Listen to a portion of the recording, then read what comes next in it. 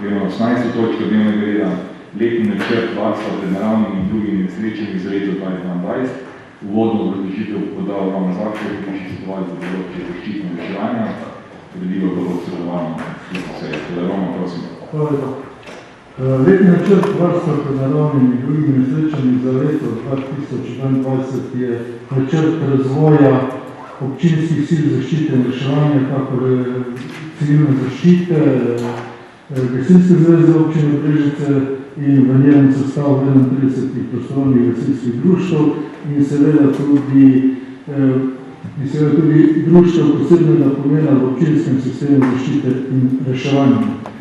Mogoče bi samo izpostavil zadevo, da bi mogoče se tukaj še malo osredotočili na aktivnosti z naslova osebne in vzajemne zaščite, predvsem v obliki seznanjanja s postopki načrtov posameznih vrstah nesreč in da bi prebivalci se v obliki neobveznega usposabljali in pripravili za osebno in vzajemno zaščito. V preteklosti še zlasti se spominjamo malo starejših, kako je še obstavljalo Jugoslavije, je obstajalo vsako leto nič nas ne sme presenetiti, ne na to. Da bi mogoče v tem smislu tudi enkrat na leto naredili neko seznanjenje, mogoče celo v osnovnih šolah, kajti po mojem osebnem prepričanju in izkušnjah so mladi bolj nekako razumljivi oziroma dostopni do teh zadev, kakor mogoče starejši ljudi. Hvala. Roman, najlepša hvala. Komisija odbori. Koliko ne, prosim, da se pohvalno napravo prijaviti k razpravi.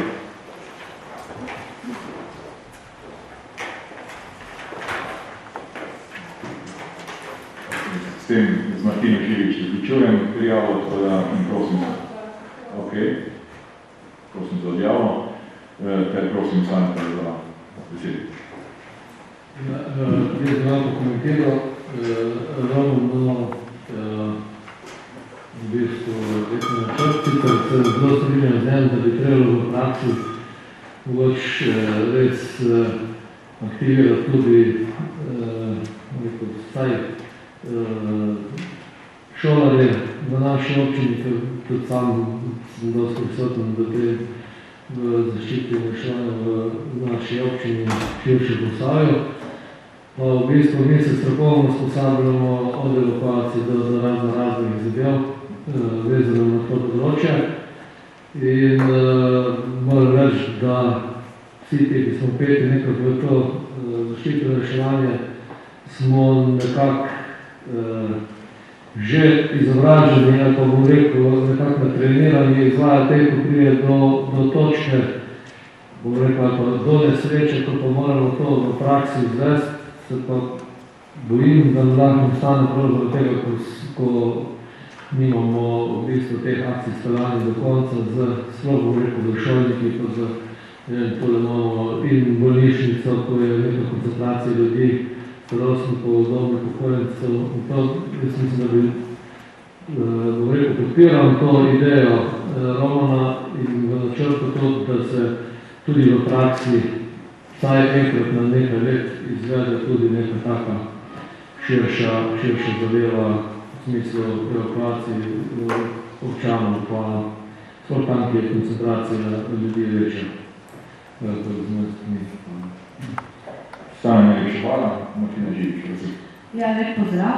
Jaz bi tukaj imela samo kratka, da v silah za zaščito in reševanje spada tudi Rdeči križ, pa je verjetno iz tega načrta smo po pomoti spadli ven, tako da bi prosila, da se še tudi Rdeči križ kot v sistemu sil zaščite in reševanja vključi v ta letni načrt in se ga nekako doda v to, kar smo tudi mi sestavili in tudi Rdeči križ v teh COVID situacijah in pa v teh situacij, kot je,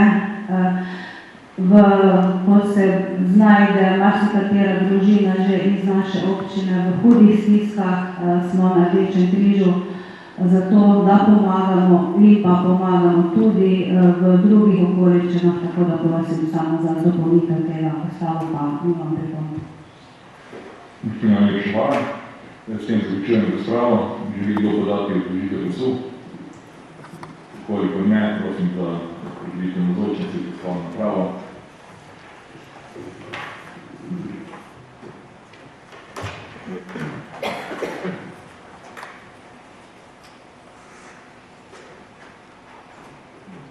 Zdaj glasovanje.